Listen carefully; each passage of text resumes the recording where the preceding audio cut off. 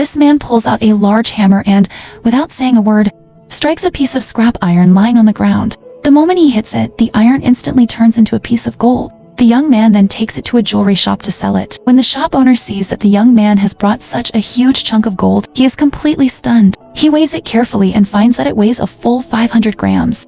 Without any delay, the owner pays the young man 500,000 taka in cash. But after tasting money, the young man starts thinking, where will he find more useless pieces of iron like this? Just then, a rich and arrogant young man passes by and mocks him, saying that he is trying to show off by coming to a hotel on a broken scooter. After saying this, he walks into the hotel with his girlfriend. The young man cannot tolerate this insult. He decides to teach him a lesson. Immediately, he takes out the magical hammer and strikes the scooter. In the very next second, the scooter transforms into a red. Coincidentally, the rich young man comes back out of the hotel and recognizes the car at a glance. It is this year's limited edition model. As soon as the young man takes out the key and presses the button, the two arrogant people are left speechless. They ask him in shock, "Is this a limited edition car? Is it yours?" The young man glares at them proudly and says, "Stay away. If even a single scratch appears on my car, your entire wealth won't be enough to repair it." These words hit the two arrogant people like a slap in the face. Seeing their reaction, the young man feels immense satisfaction. After returning home,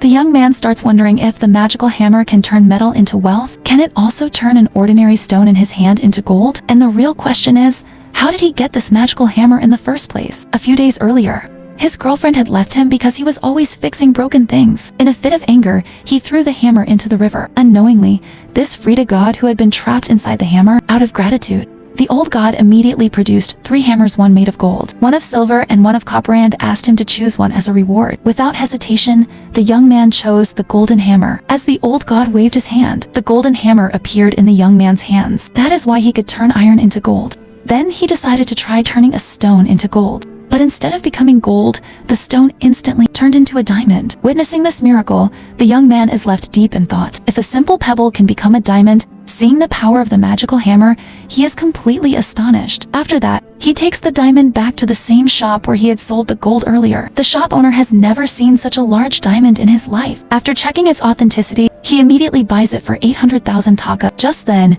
the owner receives a phone call saying that someone needs 100-year-old antique item. At that moment, a golden opportunity to become rich appears before the young man.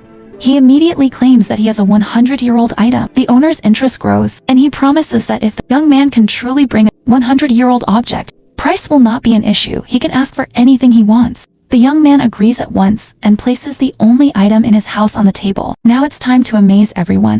He takes out the magical hammer and strikes it hard.